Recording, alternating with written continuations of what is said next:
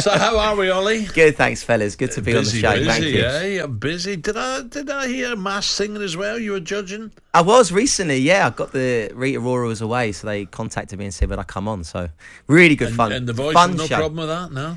Well, The Voice is done. I finished The Voice. It's my last season, so I've done 6 years doing that. Yeah, that finished a few weeks ago. So you get another contract. Of course, somewhere. Someone wants me somewhere. I mean, with The Voice, they can't change. I hope so. Did you enjoy that, The Voice? Loved it all. Yeah. I loved it all. I love doing TV. I love giving people a chance like I did. You know what I mean? 2009 when I did X Factor, which was a long time ago.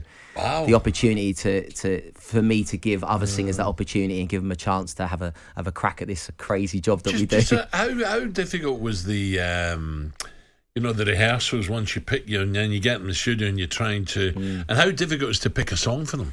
That's hard, but you know what? We had so much time. So in between, because it was all pre-recorded filming, so we had loads of time to actually have some time with the contestants and get to know them. And then over the years, that slightly changed due to COVID and different things. But in the early days, we'd spend weeks. It'd be brilliant, lots of time, and have hundreds of songs. So yeah, it was good times. Right, well, let's fingers crossed another contract comes your Fingers way. crossed. It's enjoyable. So and good news before we get into football, you're going to have a little baby. I am indeed. Yeah, I can't believe it. Thank you so much, guys. Yeah, and Lovely. crazy. It's exciting. You know what I mean? I always wanted to be a dad, so I think it's the right time in my life now to be in that position. So Sleepless nights? I know. Alan didn't do any of his kids. Did you, Al? Oh, wow. Shocking. Gabby, you've got about 9. You've got about 9 kids, Gabby. You only know about 3. Well, the thing is, I'm on tour with Take That this year between April and June. So unfortunately, I think the baby's coming in April. So the missus, bless her, is like, we're not even going to be here. Talk about that. I went to a British Airways charity do at Wentworth, and Gary Barlow was playing the piano with just some of his band.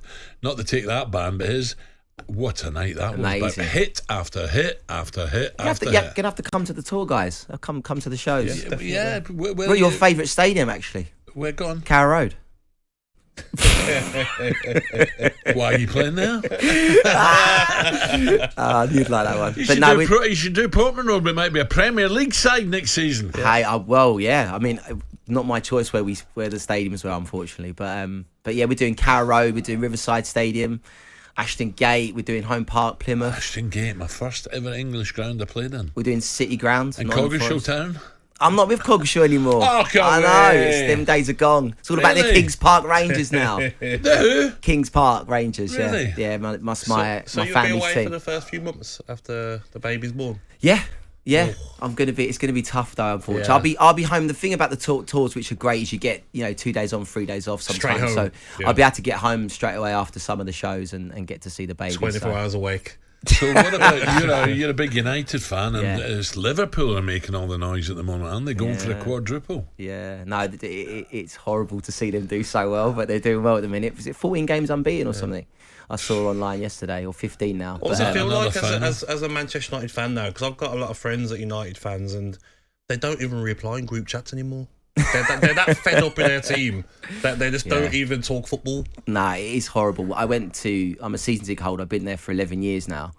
And I went to a Spurs game last week, and it was probably the worst I've heard it, to be honest. It was so flat. And I had a couple of friends that wanted to come up and watch. Never been to Old Trafford before. They were super excited. They were like, this is the theatre of dreams. And they walked in and they were just like, wow, this is so flat. And I said, well, this is what it's been like all season, really. There's this really indifferent... there's this real... The relationship between the players and the fans is sort of... I think for me as a fan, it's not quite there at the minute. There's not that desire or away passion. from home, they're still good United fans. United fans away from home. No, United fans away from home, they're incredible. But and don't get me wrong, even at Old Trafford last week, there was a section of fans in the Stretford End, which I think is kind of the away support, are still singing songs. But just the overall feeling of the fans is just that there's no love for the team. What do you think's wrong then? What is it? Is it just a collection of We've got a few hours, Al. Well, there's something wrong, isn't there? Yeah, I don't know. I think that there's... Okay, I think Ten Hag has had a really tough job, and I think that's because he hasn't had the support behind him, and I know a lot of pundits have spoken about that, and I think as United fans we see that as well. So the love for Ten Hag's there. I think we see that Ten Hag is the man that can take us hopefully to that next level and win us titles and obviously won a trophy last season. But I think for us, there's been so much off the field things happening. Mason Greenwood, you had the Anthony situation, the Sancho situation, and then you had the Ronaldo. I think even De Gea comes into it as well. I think especially the players. I think there was I think him leaving and then Onana coming in. There was I think the trust between the managers. Marcus, is he enjoying it or not? Yeah, there just seems to be. It just seems to be a bit uncertainty, and I really hope Ten Hag stays in the job because I can't see anyone else come. I do, yeah, I really do. I think last season was a fantastic season for us. I think people forget that. United last season, for us United fans, it really felt we took 2 steps forward. We're like, hang on a minute, we're going somewhere here. But then this season, it's just gone backwards. It's the problem as well because Manchester United fans, like my friends, they've been used to winning, spoilt of winning trophies, winning Champions Leagues, Premier Leagues, and now they're so far away from that. That the Old Trafford crowd can't get excited when they're beating teams they should be. But Gabby, you know what? You've played the highest level. You played in the Premier League. You know what it's like. These players, if you see, I don't care if I go to Old Trafford every week and we lose 4-3, but if I see people running tackles against the game. Exactly. Was that the best atmosphere this season? One of the best atmospheres I've been. And you know what? I couldn't believe how flat it was only 2 weeks later. Exactly. And for me, it's because you just want players fighting for the minimum you can give on a football pitch is hard work, isn't it? Exactly. Garnacho, the minimum. There's the problem with this team is there's 3 or 4 players that will run their nuts off. And tackle and fight for the club, and then you look around. There's a few other players like Martial just walking about, strolling around, thinking, I wonder what I'm having for dinner tonight. Oh, look, the ball's coming towards me. It's like there's a few players that are fighting for the manager and fighting for the team, and there's a few players that aren't fighting for the manager. If you haven't got everyone, then you're not going to get to the levels of Man City, Liverpool, top of the table. And that's what we need. We need a group that's happy together and fighting for each other, and that's what we had under Sir Alex. But I actually think, as a United fan, this is the worst I've seen it. This is worse than Mourinho. This is worse than Solskjaer. I think Ralph Rangnick.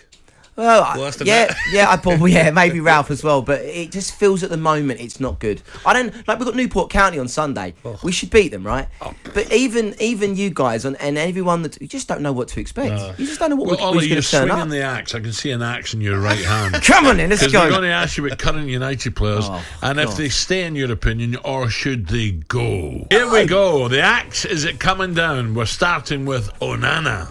Oh, I've got to stop defending him, but then I just saw him in the African Cup of Nations. Oh, Nightmare. My God. Nightmare. You know what? I actually think, Manchester United as a club, I don't know what, Gabby, you played there, there must be, you have to be a certain type of player to play for Manchester United, I think. I'm not sure he's got it. I'm not sure. For me, I think he's a talented goalkeeper. You're swinging that axe, and you've got either let him go or put him out of his misery. No, because he's only been here 6 months. I'm going to say let's give him a chance. Oh, Harry Maguire.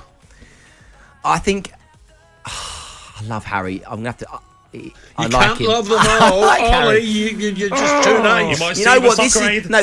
This season Harry's pulled it around. I think there was a time where it wasn't right, and I think. On and off the pitch, it wasn't right for Harry, but I'd say keep him. I think he's a leader. I think he's a good player to have around the place, and we need people like that. Now I think the guillotine is coming here, Gab. Martial gone. Bye. Paid for his flight. Yeah, that's all. No, listen, Martial had the potential to be a world beater, but for some reason he just hasn't done it. He's moody, isn't he? He doesn't seem bothered, does he? When you watch him, it's a bit like okay. What about Bissaka? Wan-Bissaka. Keep. Yeah, I like Wan-Bissaka, yeah. Good defender. I think he's and people don't talk about this enough. I think he's someone that's really improved under Ten Hag. There was a time where he could have gone, but I think Ten Hag's got the best out of him, so I'd keep him, Mason Mount. Now, this is a puzzle, isn't it? We just haven't seen enough of Mason. I speak to a lot of Chelsea fans, people that are around the club as well. Well, are you living over that way, Ben? I used to, not anymore. No. But they were actually a lot of Mason Mount. But a lot of Chelsea supporters would say you've got to keep Mason. He's a good player. Keep him. Yeah. Casemiro. 100% keep him. Keep him. Yes. Anthony. So they asked me on this on Drive a few weeks back, and again, I see potential. Why are you on Drive? Well, because you're our man. I know how. I would say Anthony because I'd keep him because I think he's still young. I think there's still a player there. Again, off-field. I still don't believe he should be playing. I think there's off-the-field stuff that's going on in his own life that he can't He needs to get away from the club, get that sorted, and then come back with a fresh mindset. I think last season, again, there was moments last season. Yeah, people take the mickey about his tricks and all that, do him in the wrong areas, but I think if he's coached better, I think there's a player. Well, there. He keeps coming inside all the time. He's left foot, doesn't he? But last season, people forget the goal against Barcelona. You know, there's moments last season with Anthony that he was really good, and there was moments that he was really bad. But that was a player that's learning the league, and I think he's someone to keep. I really do. I know I'm going to get slated on social media, but there is a player. There is a player there. You go look at his. The videos of him at Ajax. It's a different league, I know, but there is a player there. Sancho. They're treating him like a hero. He's got to go. He's got to go. I still can't get my head around the fact that, you know, it's been drawn out as long as it has. It's hard to say sorry for some people. It really is. Sorry seems to be the hardest word. But you know that's what? Olly's song, you tube. But I still can't believe. You go back and see what Ten Hag said after the game. I don't think it warranted Sancho's reaction. And I think when you've got Pep Guardiola last season saying that Calvin Phillips needs to lose weight. I know. And then I was at Old Trafford the week of the City game, and he was getting absolutely from the stands. Everyone was singing songs about him. I think no one criticised Pep for that. Yeah, Ten Hag says I didn't think it was bad what he said, and then Sancho came on social media. So for me, Sancho needs to leave, even though I think he's super talented. But talkSPORT Breakfast with Alan Brazil. Thursday and Friday morning, 6 till 10. On AM, on DAB, via the talkSPORT app and on your smart speaker. talkSPORT.